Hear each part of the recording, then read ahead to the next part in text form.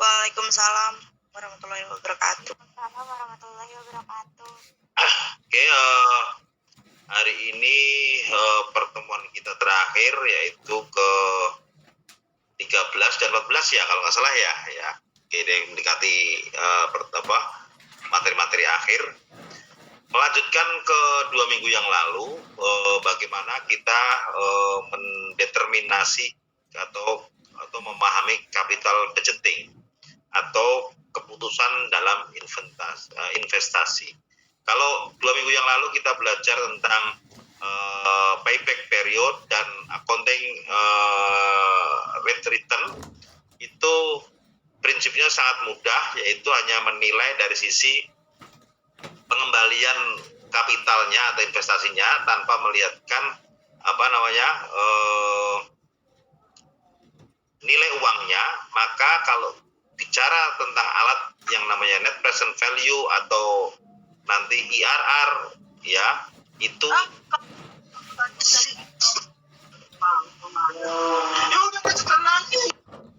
akan memperhatikan tentang tadi hal-hal terkait dengan future cash maupun juga atau future cash dan present value atau nilai sekarang ya itu. Nah, metode ini ya artinya kita menggunakan discounted cash flow ya, atau dengan mempertimbangkan nilai waktu uang ya. Jadi intinya ada di sini. Ada nilai waktu uang ada di sini. Itu yang kita pahami. Dan sebelum kita ya membuat NPV, maka kita harus memahami tentang present value maupun future value ya. Itu. Jadi dua itu yang harus kita pahami. NPV itu nanti akan kita lihat berapa selisih antara ya masa kini ya terhadap periode pengeluaran tertentu. Nah, artinya dengan kondisi itu kita bisa menyebutnya atau menyetarakan sebagai social opportunity cost of capital. Nah, itu. Dan net present value itu kalau didefinisikan adalah suatu komponen dalam analisis ya perhitungan modal untuk keuntungan pada suatu investasi. NPV terkait dengan prinsip time of value of money ya, time value of money. Artinya ya dengan time value of money ini ya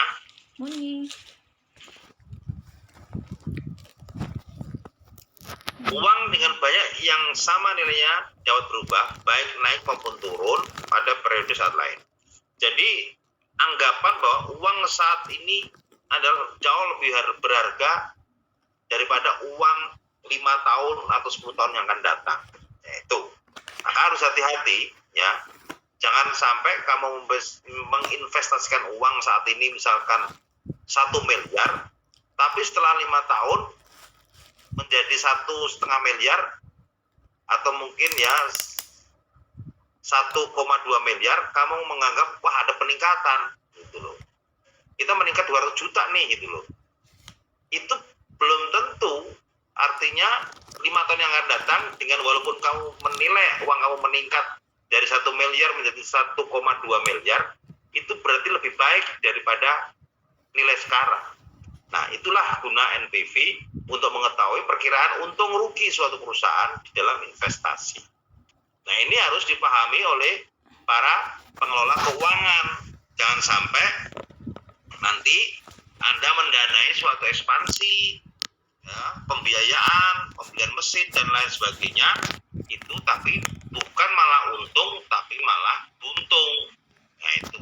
Jadi tugas kalian semuanya ya untuk mengestimasi berdasarkan alat-alat yang baik yang dipunyai. Termasuk dalam ini adalah dengan menggunakan NPV, Net Present Value tadi. Oke, lanjut. Nah, fungsinya ya dalam NPV itu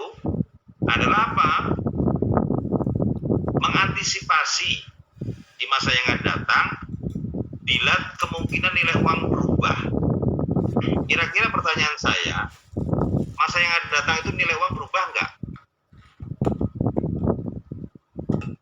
Kira-kira jawaban di sini yang bisa menjawab. Indri, kira-kira nilai uang itu kira-kira di masa yang akan datang kemungkinan nilai itu berubah atau tidak? Iya, Mister. Maaf, nggak kedengeran, Mister. Kurang kedengeran? Yang lain gimana? Iya. Oke, Terjelas. Suaranya jelas kok. jelas Di ya? saya, nggak tahu dia. Oh iya, oke, jelas, saya juga jelas. Dengar. Kira-kira gimana kalau misalkan di masa yang akan datang, kalau kamu punya uang itu, kira-kira nilainya akan berubah atau tidak kemungkinannya? Berubah kalau uang apa nih? Uang Uang ya, dolar. uang dolar, mau uang kertas, mau uang apa, semua uang lah. Oh, pasti berubah, Mister. Ada kenaikan. Berubah sih. Ada kenaikan juga, ada penurunan di uang kita kan. Ya, betul. Ada kenaikan, ada penurunan. Artinya Iya. uang itu kemungkinan nilainya berubah. Iya, berubah. Makanya kita harus menghitung namanya ada NPV. Kira-kira kalau misalkan emas itu nilai sekarang dengan 5 tahun yang akan datang berubah nggak? Berubah. Alasannya? Mas kayak berubah sih tiap tahun kan, Mister. Kalau emas pasti ada kenaikan di emasnya. Nyusut emas. Yang Enggak ya? pasti nyusut. Kalau kamu 1 kilo 5 tahun lagi nyusut jadi 2,5 kilo gitu. Enggak, maksudnya harganya, Mister. Harganya enak, bisa naik. Emas itu kan harga bisa naik. Sesuai nilai rupiah, Mister. Kalau misalnya emas naik gitu, Mister. Jadi yang berubah bukan emasnya tapi uangnya. Uangnya, ya. Makanya kamu harus paham, emas itu untuk menjamin uang. Makanya kalau uang itu mau dicetak di Bank Indonesia harus dijaminkan dengan emas, karena emas itu tidak akan berubah sepanjang masa. Kalau kamu beli kambing 4 abad yang lalu itu seharga 2 dirham atau 2 dinar ya misalkan, maka nanti tahun depan pun juga 2 dinar itu emas. Hebatnya emas itu di situ nggak berubah nilainya. Yang berubah adalah uang. Dulu kita masih ingat ya, waktu kita kecil itu mungkin 1 gram emas mungkin cuma 100.000. Sekarang 1 gram emas sudah 1 juta. Artinya uang rupiah ini mengalami penurunan yang luar biasa dalam waktu panjang itu. Maka perlu namanya kita harus paham adanya net present value ini, supaya apa? Kamu paham uang yang kamu miliki sekarang ini, kamu bandingkan 5 tahun yang akan datang itu nilainya minimal sama atau naik atau tidak. Kalau itu sama ya syukur, berarti nggak untung, nggak naik. Tapi kalau yang masalah kalau nilai sekarang ini dengan nilai yang 5 tahun yang akan datang itu kamu turun, berarti uang 1 miliar kamu sekarang ini nanti di 5 tahun itu turun. Itu yang kita nggak suka, itu yang kita harus pahami dalam manajemen keuangan. Kalau naik uang kita berapa kenaikan itu, nah itulah yang harus kita pahami. Maka kita butuh belajar namanya net present value. Tujuannya apa? Supaya hitungan investasi itu kamu akan berkembang dengan baik. Minimal perusahaan memperkirakan apakah investasi tersebut menimbulkan keuntungan atau kerugian. Itu yang harus kita pahami. Maka perlu diproyeksikan adalah margin keuntungannya itu berapa. Kalau kita marginnya segini itu untung, tapi kalau segini kita untung. Nah itu gunanya adalah itu. Oke, paham sampai di situ? Paham. Nah, hitungannya adalah seperti ya, cara menghitung NPV. Kalau kita maknanya sudah sadar, maka kita harus tahu cara menghitungnya bagaimana. Ada 2 tahap dalam menghitung NPV. Tahap pertama adalah present value harus kita nilai, ya, harus kita peroleh dari pengeluaran total itu harus kita peroleh, ya. Kedua baru dijumlahkan lalu ya didapat hasil selisih di antara keduanya ya. Present value tersebut harus ditanam sekarang apabila Anda menginginkan nilai dengan besaran atau di masa yang akan datang ya. Itu. Nah, perbedaannya adalah dengan future value. Jadi masa yang akan datang itu berapa? Yaitu nilai di masa depan dibandingkan dengan yang diinvestasikan saat ini. Tuh. Oke. Contohnya adalah ya ini sebagai gambaran di bawah ini contoh menggunakan rumus present value dan future value. Misalkan future value kita adalah 200 juta dan faktor diskonnya atau diskon rate-nya adalah 5%. Dalam 5 tahun maka jumlahnya harus ya untuk mencari PV-nya adalah present value dibagi dengan ya dalam kurung 1 plus I ya, I itu interestnya dalam kurung pangkat N itu adalah jumlah tahunnya, maka ketemunya adalah berarti kalau uang kamu 200 juta itu 5 tahun yang akan datang, maka nilai saat ini itu adalah 156 juta. Maka ya untuk menyediakan investasi itu Anda harus menabung sebesar 156 juta sekarang ini untuk kedepannya 5 tahun lagi dengan rate itu 5% itu akan menjadi 200 juta ya. Jadi 5 tahun dari 156 kalau diskon rate-nya atau rate-nya 5% maka uang kamu akan berkembang menjadi 200 juta. Artinya hampir kurang lebih 44 juta selama 5 tahun itu harus bertambah dari uang kamu sekarang ya. Tapi kalau uang kamu 5 tahun tetap 56 berarti uang kamu akan rugi gitu. Nah ini contohnya ya, rumusnya seperti ini ya. Sebentar saya kasih tahu di Excel. Ini juga bisa kamu buat programnya sendiri kalau kamu mau ya. Contohnya tadi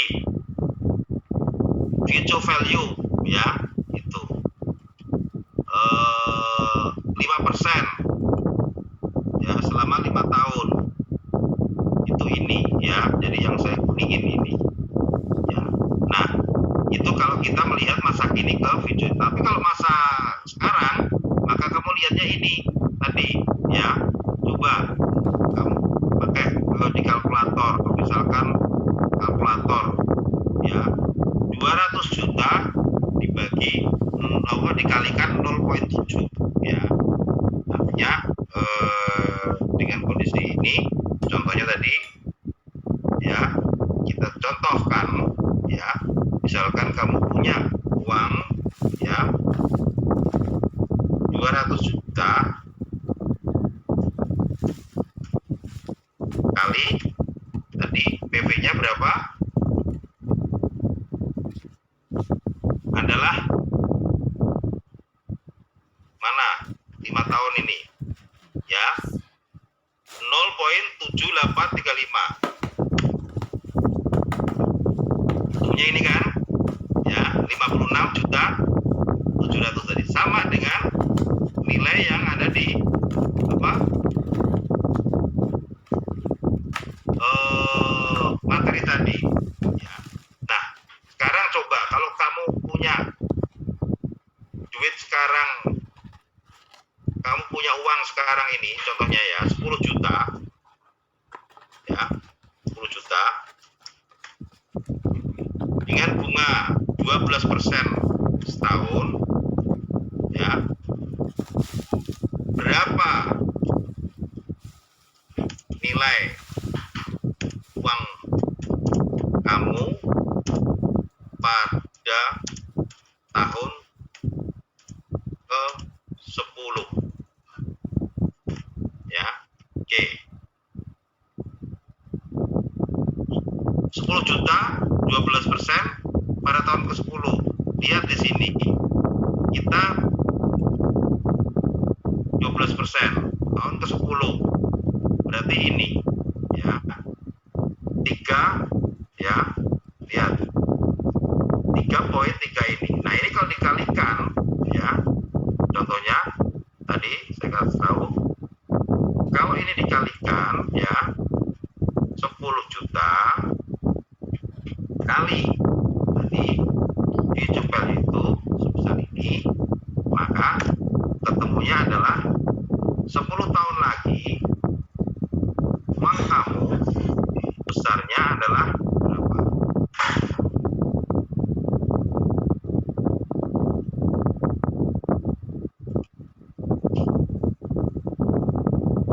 Rp31 juta. Jadi berubah menjadi hampir 3 kalinya dari 10 juta. 10 juta kali 3, jadi 10 tahun uang kamu itu tidak boleh nilainya sama dengan 10. Kalau kamu uang tahun itu ya mempunyai nilai 10, maka uang kamu itu habis berarti. Ya, kenapa? Ya ini buktinya ya 31 juta. Oke, sampai di sini paham ya? Oke, kalau paham kita lanjut dengan materi tadi.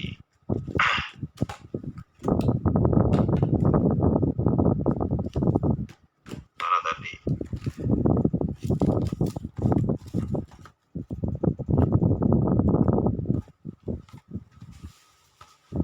Oke ya.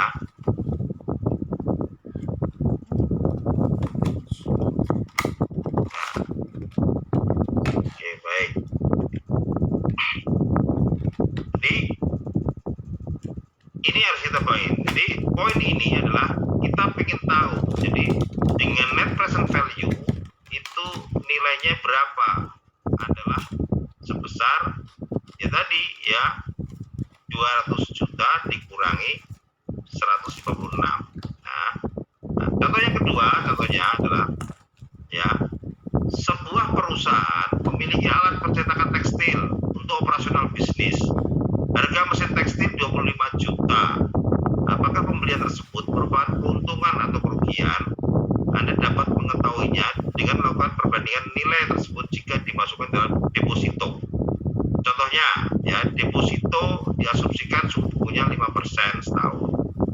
Ya, dengan kalkulasi NPV menggunakan tingkat bunga yang serupa. Berikut ya contohnya ini kita lihat ya perhitungannya. Ya, tahun pertama itu ya misalkan itu nilai usaha kita berkembang menjadi 15 juta ya, itu tahun kedua 13 juta, tahun ketiga 10 juta.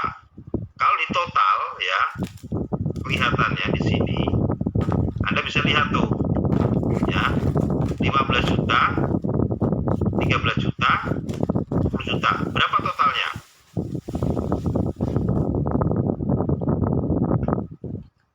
Berapa totalnya? Ada yang tahu? 38. Sementara kita tadi modalnya beli mesin 25 juta. Nah, kalau kita kurangi ya dengan tadi dengan kita menghitung diskon rate-nya, nilai uangnya saat ini itu masing-masing ini, maka ketemulah 14 juta tambah 11 juta tambah 8. Dikurangi ini ternyata masih ada selisih positif sebesar 9 juta.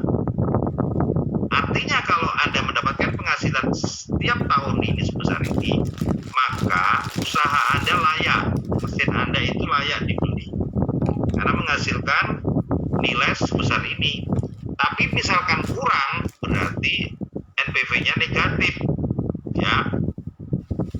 Dengan proyeksi selama ya 3 tahun, proyeksi keuntungan yang diperoleh sebesar 9.715 dari mesin tersebut. Pembelian selanjutnya dapat dipertimbangkan karena mampu menghasilkan NPV yang lebih tinggi daripada 0. Artinya prinsip dari NPV itu adalah jika itu lebih dari 0 maka itu acceptable, layak. Tapi kalau sama dengan perlu dipertimbangkan, tapi kalau kurang dari 0 maka tidak layak.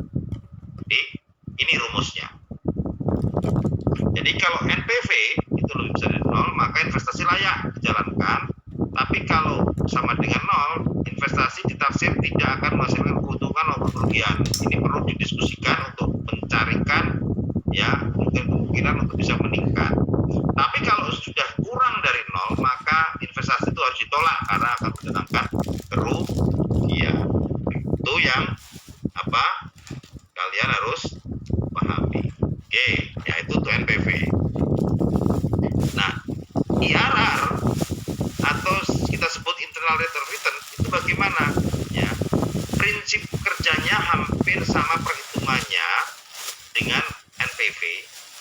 Cuman ini adalah untuk menetapkan NPV itu idealnya berapa sehingga ya proyek itu bisa kategorikan nanti akan mendapat keuntungan atau tidak ya itu ya itu yang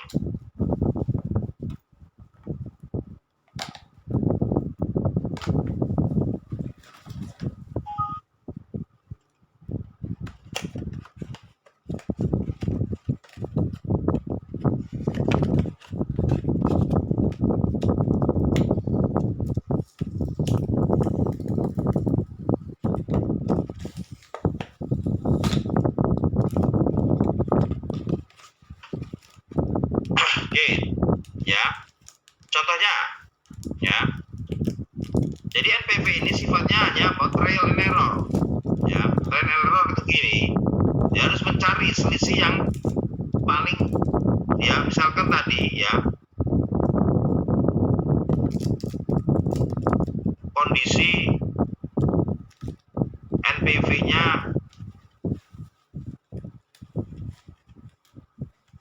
sebentar. Contohnya ini tadi. Kita share lagi kembali ke sini. Perhitungan tadi mana? Excel. Ya.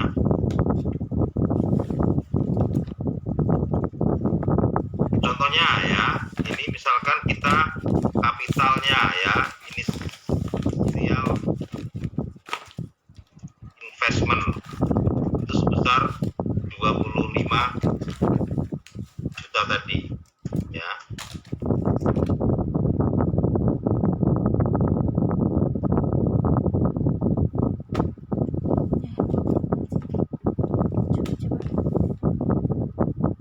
Oke.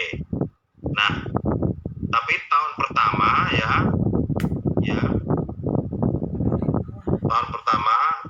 tahun pertama tahun kedua, tahun ketiga ya tadi mendapatkan jumlah berapa? 15 juta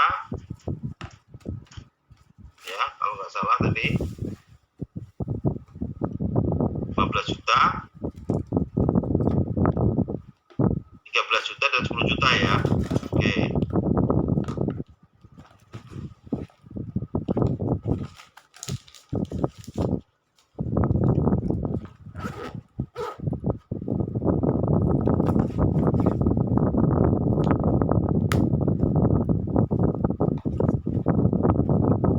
Ya.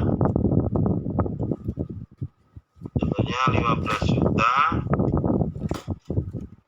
Sorry. Yang satu.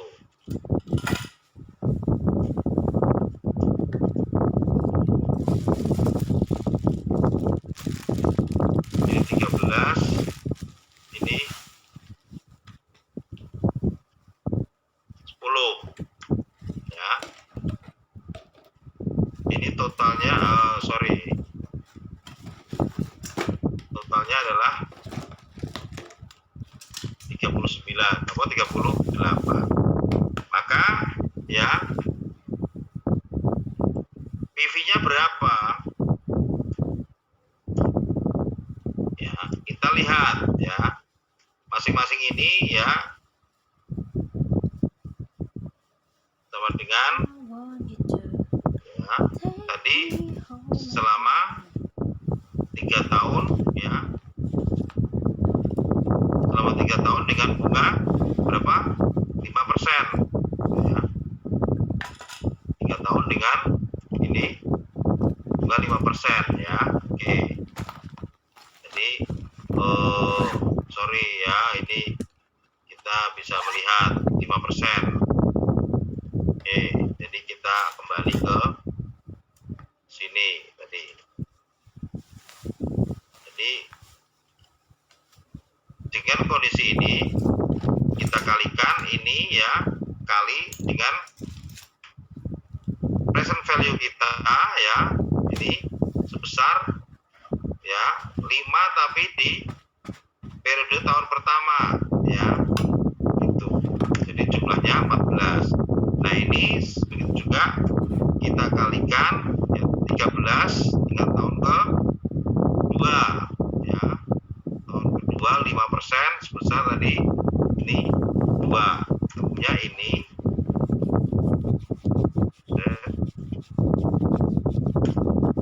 13 kali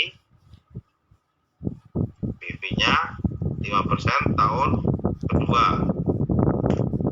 Nah ini 10 juta kali tahun ketiga, 5% tahun ketiga. Oke, dengan kondisi ini kalau kita jumlah ya tadi ya, akan ketemu 34, maka NPV-nya adalah ya 34 dikurangi 25 ketemu 99 juta. Nah, artinya ini dengan kondisi rate-nya adalah 5%. Nah, ini dengan keuntungan ini, maka dengan IRR berapa yang ideal? Ya. Kita coba dengan menghitung kondisi yang sama, apakah 10% ya, kita lihat, atau 8% ya, atau 12% ya. Kita lihat perhitungannya. Nah, coba ya kita hitung ya, dengan 12%, 15 ya di tahun pertama kali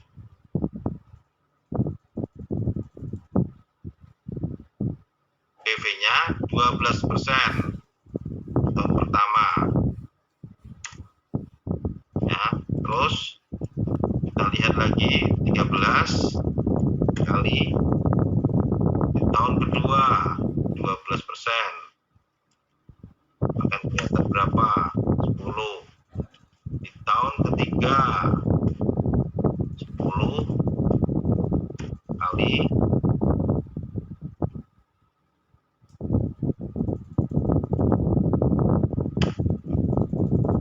Oke, kalau kita jumlah ya, berapa ketemunya ya? Coba ya. 30. Berarti masih tinggi ya. Artinya kondisi ini berarti bisa dikatakan gagal atau batal ya.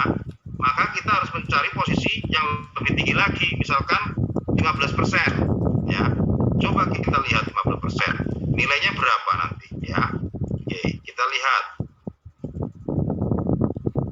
Sama dengan 15 ya, kali 15%. 15% di ini satu ya. Terus ya 13 kali 15% di tahun kedua, 15% tahun kedua. Ini berapa? Nah, apa lagi? 10 juta kali 15% di tahun ketiga ya. Nah, ini masih 29 juta. Berarti ya masih juga dengan 15% masih bagus ya. Berarti harus berapa? Coba lihat ya, 20% ya, 20%. Ya, kita lihat ya apakah kita masih bagus apa enggak ya. 15% kali 20%.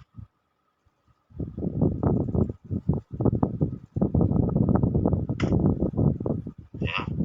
Terus 13 tahun kedua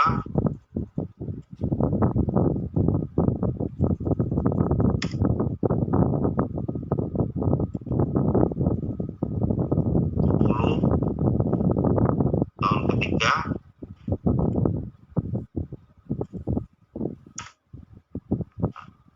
artinya dengan kondisi ini kita masih terus berlanjut sampai pada ini. Nah idealnya dengan kondisi ini nanti sampai ketemu ya, kalau ini kan masih tinggi, masih 27 ya, bunganya harus tinggi lagi, misalkan berapa ya, di sini masih saya hanya sampai hitungan sampai pada ya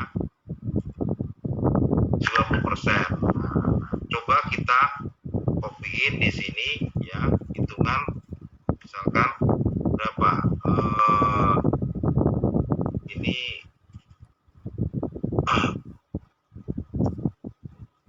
25% ya. Coba ini 25%, kita contoh satu aja ya, 25%.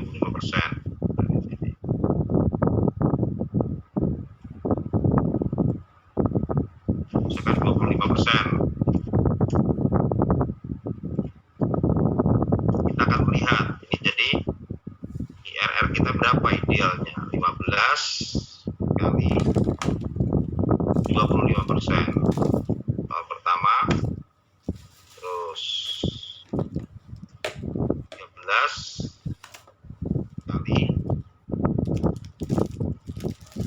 25%, terus 10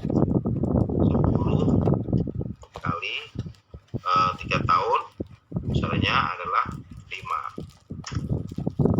Ini 25% ya, udah mendekati 0, berarti bisa jadi mungkin ya kita lihat 27% ya, itu 20% berarti mungkin bisa jadi ya, artinya nilai itu kita lihat ya, kalau 27 berapa nilainya ya, coba ya, berubah nggak 27?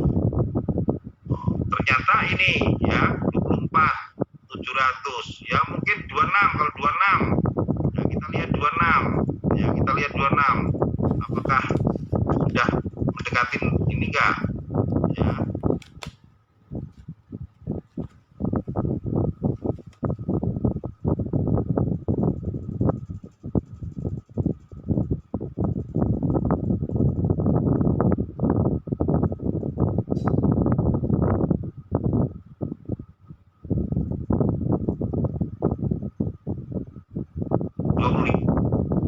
Ini hanya ya, 26 itulah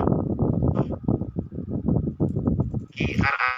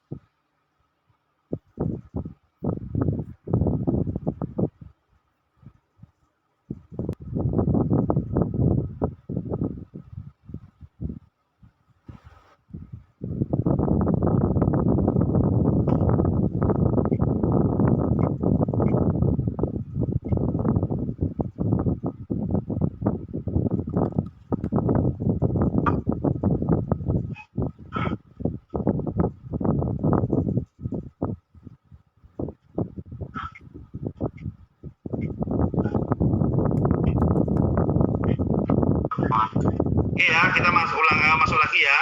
Tadi ya, catatan hujan ya.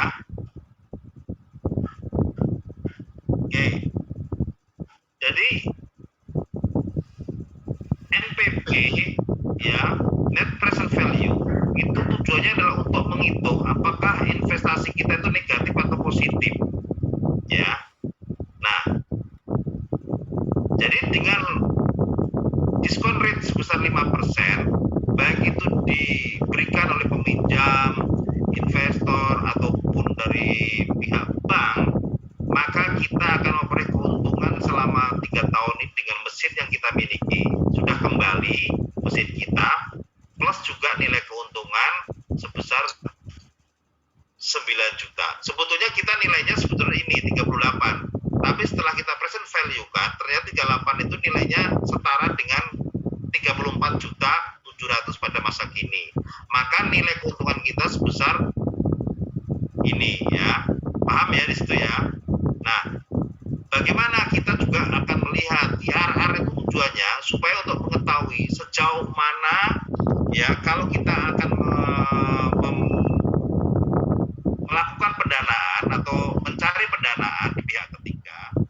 Kalau misalkan pihak ketiga bank atau yang lainnya peminjam itu akan memberikan pinjaman dengan bunga di bawah 26%, ya artinya dengan 20 dengan 15 8 10, 12 apalagi 5, maka kita yang akan menginisiasi proyek bisa menerimanya. Karena apa? Karena ternyata dengan IRR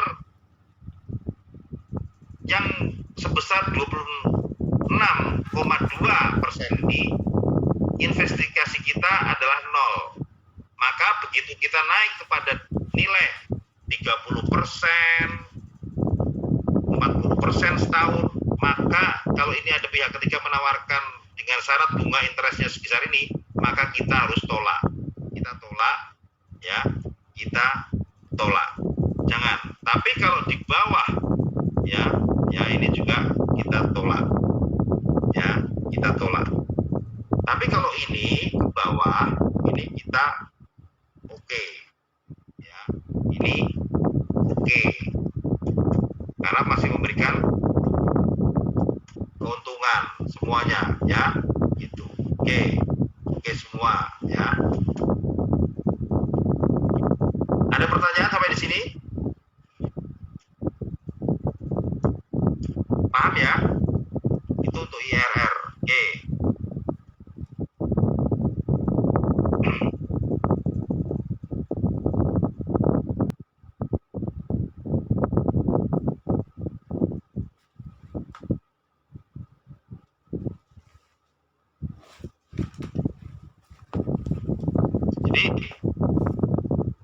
Jadi apabila present value terlalu rendah, maka kita merendahkan IRR. Sebaliknya apabila PV terlalu tinggi, kita meninggikan IRR-nya. Jadi itu, ya intinya itu. Jadi sifatnya di sini adalah apa? Trial and error tadi. Prosedurnya adalah coba-coba mencari rate-nya. Jadi dia terjadi ledakan, ya. Oke. Nah, ini contohnya. Maka apa? Ya, proyek ini tidak dapat ditentukan B20, 22 dan ini. Maka kriteria IRR jika IRR lebih besar dari opportunity cost, ini ya artinya berarti berarti ini IR-nya diterima jika lebih besar. Tapi kalau ini ya misalnya proyek dulu, maka ini yang harus ditolak ya. Jadi intinya apa, IRR itu harus lebih besar dari proyek kita ya. Kalau ini misalnya tadi 26 ya, ini lebih besar dari tadi kita ya 5%, maka ini diterima karena lebih besar. Tapi kalau ini ya tuh, ini misalkan taruhlah ya 26-nya tadi, intinya diterima lah. Tapi kalau ini misalkan contohnya ya, contoh 26 itu ya, itu lebih kecil ya dari misalkan kita 28 ya, contohnya 28, ini investasi ditolak karena ini adalah lebih kecil daripada 26 ya. Ini kalau terjadi ya, jadi yang lebih besar dari IRR itu kita terima ya, itu konsepnya itu. Jadi intinya harus gitu. Maka nah, kalau PI itu dasarnya adalah ya project ya, profit index ya, dimana profit index itu adalah kita cari yang terbesar ya, membandingkan dengan apa, itu membandingkan dengan sebetulnya proyek ini semuanya itu yang tidak diterima hanya ini ya, misalkan ada proyek A, B, C, dan D. Tapi di antara ini kita harus melihat mana yang terbesar adalah proyek ini ya. Itu ya, menghitungnya dari mana? Menghitungnya dari ya kapital kita di apa, dibagi ya dengan total inflow kita, cash inflow kita ya. Misalkan cash inflow kita berapa, itu tadi ya sebesar misalkan 38 juta gitu ya, itu nah nanti dibagi dengan 25 juta, maka ketemunya adalah ini ya. Ini dasarnya dari apa, dasarnya dari untuk menghitung biaya tadi ya, itu ini ya AR tadi. Oke. Nah, oke.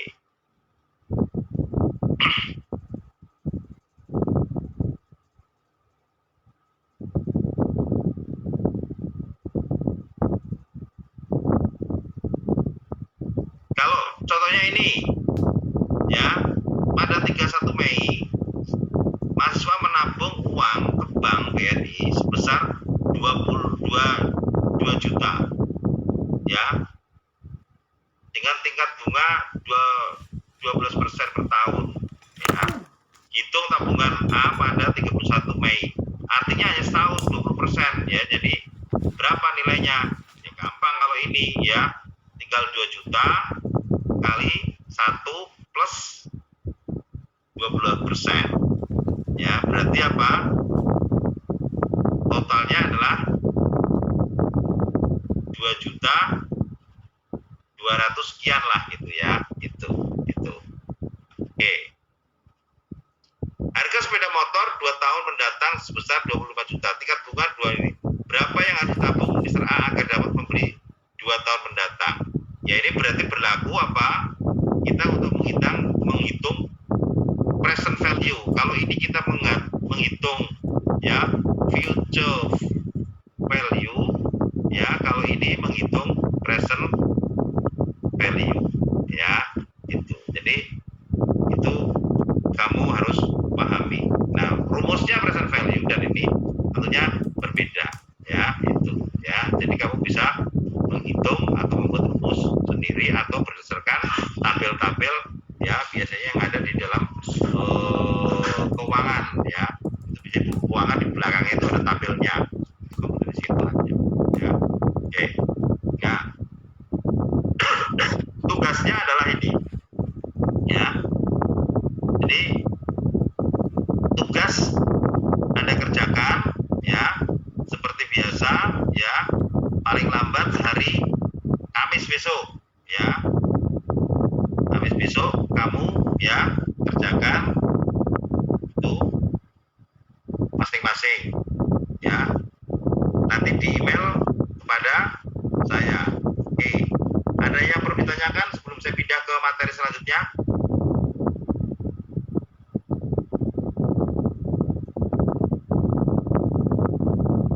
Mister, untuk Excelnya yang tadi dan ini materi apa namanya Excel yang tadi dan ininya Mister, Ya, materinya dikirimkan nanti kan ya? oke, nanti saya kirimkan ya. Oke. Jadi Excel tadi saya kirimkan untuk usaha kamu mudah dan materinya saya kirimkan ya. Tugas ini paham ya? Baik Mister.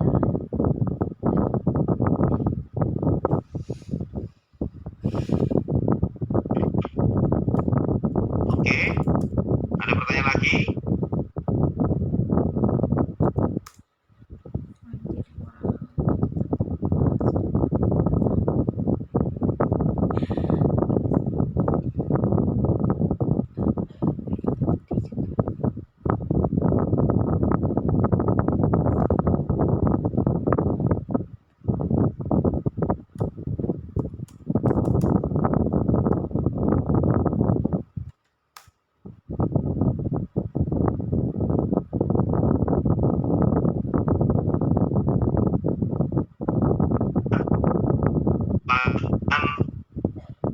Lanjutkan dengan materi selanjutnya.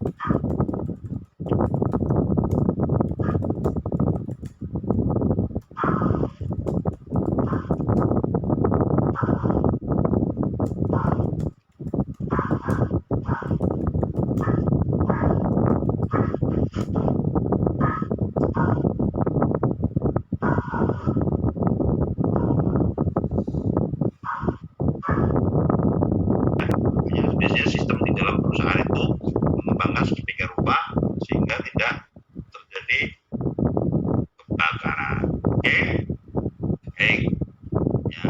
Nah, juga berdasarkan jenis penggunaan itu ya, biaya itu ada biaya investasi dan biaya modal kerja. Nah, kalau biaya investasi itu tadi dihitung seperti tadi ya, di awal tadi ya, kita harus cek apakah dari sisi PP periodnya atau analisa dengan accounting return-nya atau dengan NPV-nya atau dengan istilahnya IRR-nya ya, PI-nya dan lain sebagainya, itu memang apa namanya, layak tidak layak ya, itu ya. Jadi cost opportunity-nya itu bisa dilihat itu. Nah, ada namanya biaya modal kerja, yaitu merupakan jumlah ya, seluruh aktivitas lancar tadi, modal kerja kotornya, selisihnya dan apa, dan ini akan diasumsikan sebagai apa, sebagai pengurang laba ya, atau bisa disebut sebagai apa ya, beban penjualan atau beban pendapatan ya, bisa begitu. Oke, itu komponen biaya contohnya seperti ini ya. Seperti biaya investasi yang diperlukan dalam usaha mikro atau kecil umumnya relatif sederhana, misalkan usaha produksi telur asin, biaya investasi terdiri atas beberapa komponen bawah ini. Misalkan apa ya, perizinan, bangunan, tanah, kendaraan, mobil, box, pick up, dan apa-apa. Itu contoh-contohnya seperti ini ya.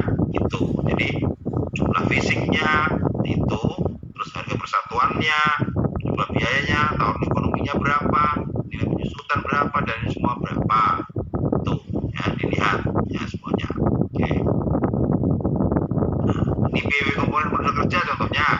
Ya, modal kerja itu persediaan, pembelian bahan baku, barang jadi, setengah jadi, ya suku cadang dan lain-lainnya, piutang itu ada ya, itu jadi modal kerja itu untuk biaya piutang, untuk membeli cadangan uang tunai, dan untuk utang dagang, ya pembelian bahan baku, jasa operasi dan lain sebagainya, itu harus dipakai dengan biaya modal kerja.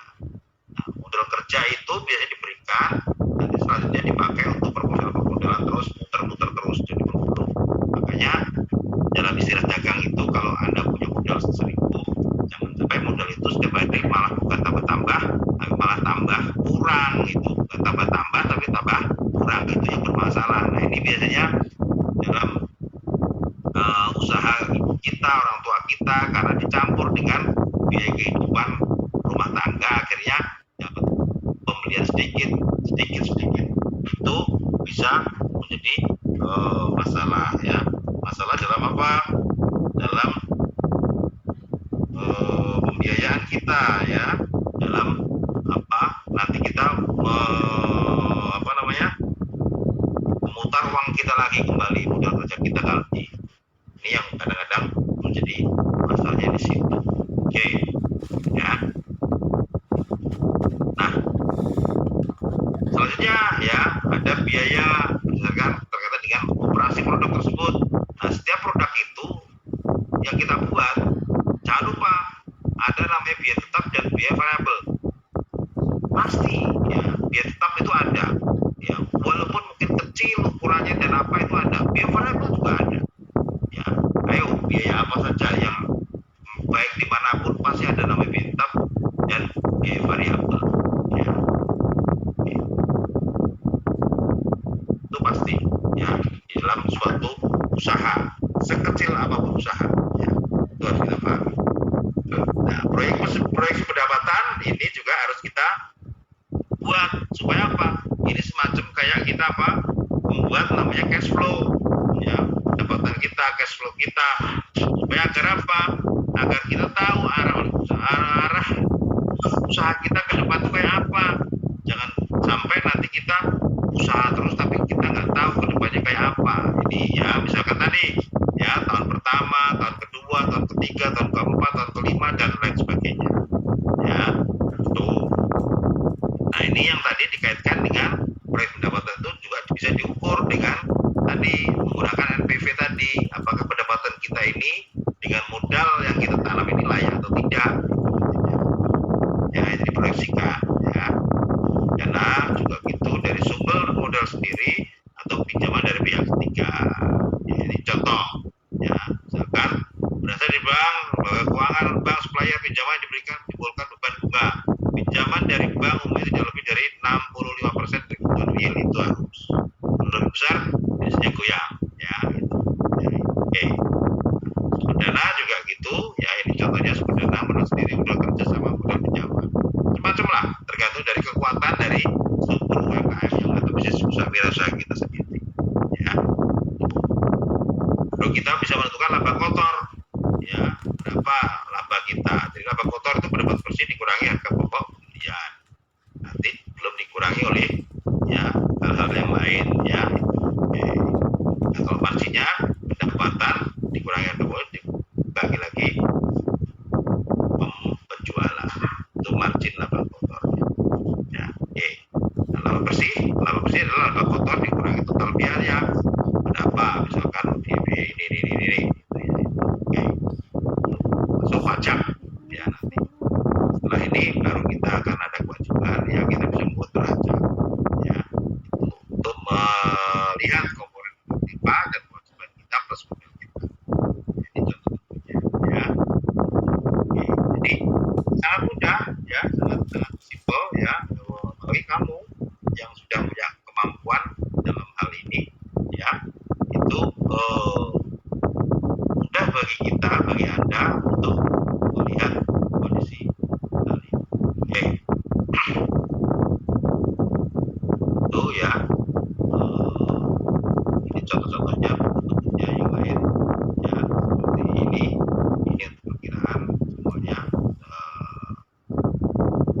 sekali ya.